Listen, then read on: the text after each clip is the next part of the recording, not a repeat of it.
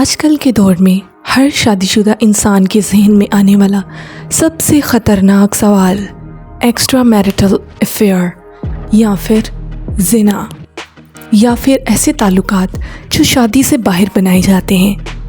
آج وہ وقت ہے جب ہر طرف جنسی رجحان ہے، ہر طرف ماڈرنزم کے نام پر فحاشی ہو رہی ہے، ہر طرف جنسی اشیاء آسانی سے میسر ہیں، جس کی وجہ سے گناہ کرنا بہت آسان ہو گیا ہے۔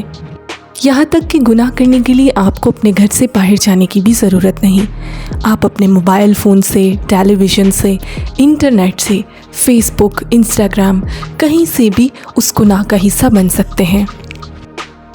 اس لیے آج کے وقت میں شادی کو سب سے بڑا خطرہ باہر کی عورت یا باہر کے مرد سے ہے، لیکن یہ شادی سے باہر تعلقات ایک مسیحی کو بآسانی جہنم کی آگ میں پہنچا سکتے ہیں، اور اگر آپ خدا کو نہیں مانتے یا آپ کسی اور ایمان سے تعلق رکھتے ہیں تب بھی نفسیات کی حیثیت سے آپ ایک انسان پر ظلم کر رہے ہیں، اور اخلاقی طور پر یہ بہت بڑا جرم ہے۔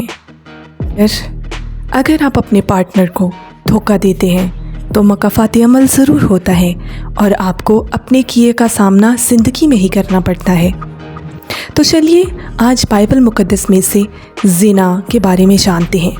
بائبل مقدس میں شادی سے باہر تعلقات استوار کرنے کے لیے زنا کا لفظ استعمال ہوا ہے، اور یہاں تک کہ بائبل مقدس میں اس موضوع کو بہت ہی حساس سمجھا گیا ہے، کیونکہ نئے عہد نامہ میں خداوند یسوع المسیح کی تعلیمات کے مطابق تو شادی سے باہر کسی اور کو جنسی خواہش کے لیے دیکھنا بھی زنا کے برابر ہے، اور مجھے امید ہے کہ ایسی تعلیمات مسیحیت کے علاوہ آپ کہیں بھی نہیں پائیں گے۔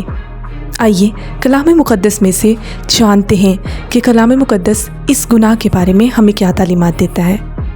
عزیزوں، پرانا اور نیا عہد نامہ دونوں ہی زنا کے بارے میں بہت ہی خوبصورتی سے ہمیں سمجھاتا ہے کہ یہ کتنا بڑا گناہ ہے، اور شادی میں رہتے ہوئے اپنے پارٹنر کو دھوکہ دینا دراصل خدا کو دھوکہ دینا ہے، کیونکہ مسیحیت میں شادی صرف ایک لڑکا اور لڑکی کی نہیں بلکہ ایک لڑکا اور لڑکی اور خدا کے درمیان تعلق ہے، اور یہ کلیسیا کا بدن ہے، اور جو اس بدن کو توڑتا ہے وہ مسیح کے بدن کو توڑتا ہے۔ آئیے پرانے عہد نامہ میں سے دیکھتے ہیں خروج کی کتاب اس کا 20واں باب اس کی 14 آیت، تو زنا نہ کر۔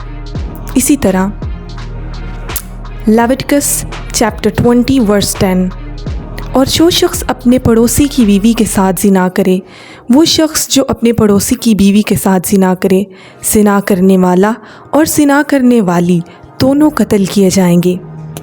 عزیزوں، پرانے عہد نامہ میں بنی اسرائیل قوم کے لیے یہ اصول کافی سخت معلوم ہوتے ہیں، لیکن ان اصولوں کی بنا پر خدا نے اپنے لوگوں کو سکھایا کہ کیسے وہ ایمانداری کے ساتھ اپنے پارٹنر کو دھوکہ دیے بغیر زندگی گزار سکتے ہیں۔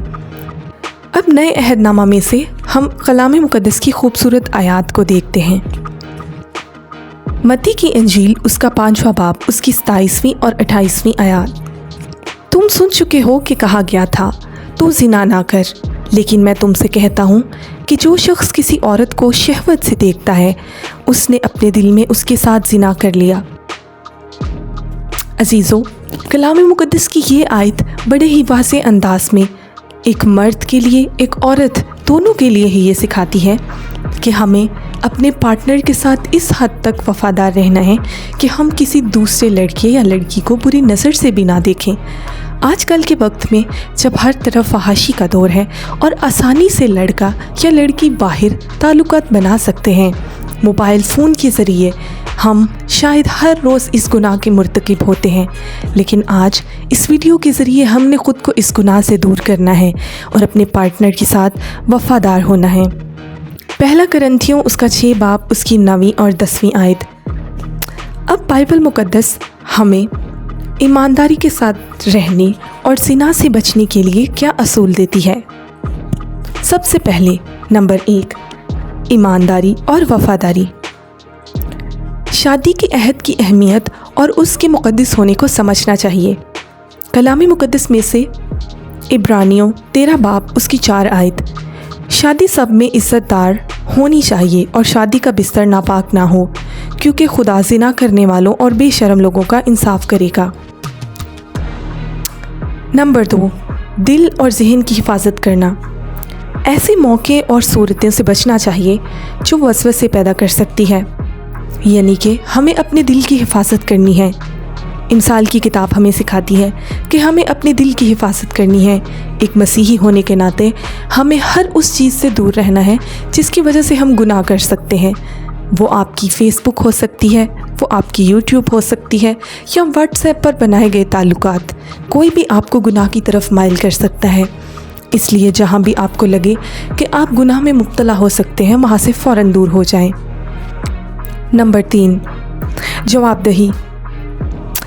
کلام مقدس ہمیں سکھاتا ہے کہ ہمیں ایک دوسرے کی مدد کرنی چاہیے اور ایک دوسرے کی صلاح کرنی چاہیے، اور پارٹنرز کو ایک دوسرے کے سامنے جواب دہ ہونا چاہیے۔ ہمیں اس بات کے لیے تیار ہونا چاہیے کہ ایک دن ہمیں خدا کے سامنے بھی جواب دینا ہے۔ نمبر 4، شادی کو مضبوط کرنا۔ شادی کے رشتے کو مضبوط کرنے کے لیے آدمی اور عورت دونوں کو کوشش کرنی چاہیے تاکہ وہ زنا کی طرف مائل نہ ہوں۔ نمبر 5، مدد طلب کرنا۔ اگر کوئی لڑکا یا لڑکی کسی مشکل میں ہو، ذہنی طور پر پریشان ہو کہ وہ کسی گناہ کا مرتکب نہ ہو جائے، تو اسے اپنے پاسٹر، کسی ایلڈر یا پھر کسی مبشر سے بات کرنی چاہیے۔ وہ کسی روحانی استاد سے بھی بات کر سکتا ہے تاکہ وہ اپنی مشکل سے باہر نکل سکے اور ابلیس اسے گمراہ نہ کر لے۔ عزیزو، کلام مقدس کہ ان اصولوں پر عمل کر کے ہم ایک بہترین مسیحی زندگی گزار سکتے ہیں اور اپنی شادی کو ناکام ہونے سے بچا بھی سکتے ہیں۔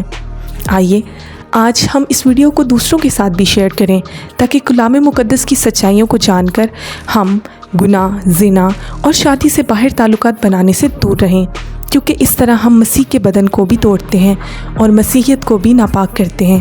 خدا آپ کو برکت دے، آمین۔